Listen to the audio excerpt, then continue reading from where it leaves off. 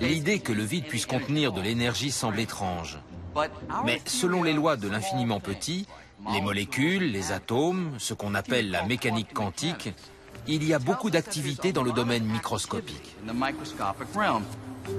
Une activité qui pourrait produire une énergie dans l'espace. Selon les équations, cette activité microscopique devrait générer une quantité d'énergie considérable. Seulement voilà, quand les astronomes ont mesuré la quantité d'énergie contenue dans l'univers, une énergie capable d'éloigner les galaxies au rythme accéléré qu'on peut observer, ils ont obtenu le chiffre suivant. 0, puis 122 zéros avant le chiffre 1. Une quantité négligeable proche de 0.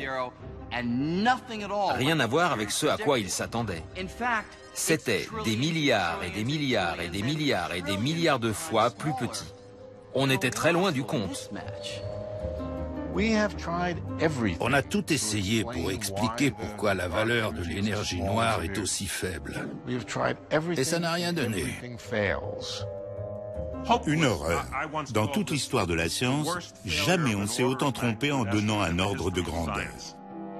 Si ça nous ennuie, évidemment. Le fait que la quantité d'énergie dans l'espace soit infiniment plus faible que ce qu'on avait prédit ne pose pas seulement un problème académique.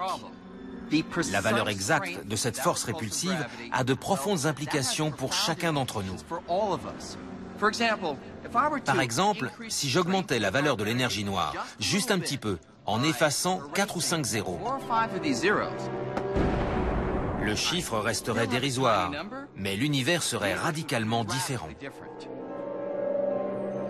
En effet, une énergie noire légèrement plus puissante repousserait tout à une telle vitesse que les galaxies, et donc les étoiles et les planètes, ne se seraient jamais formées, ce qui signifie que nous n'existerions pas. Et pourtant, nous sommes là.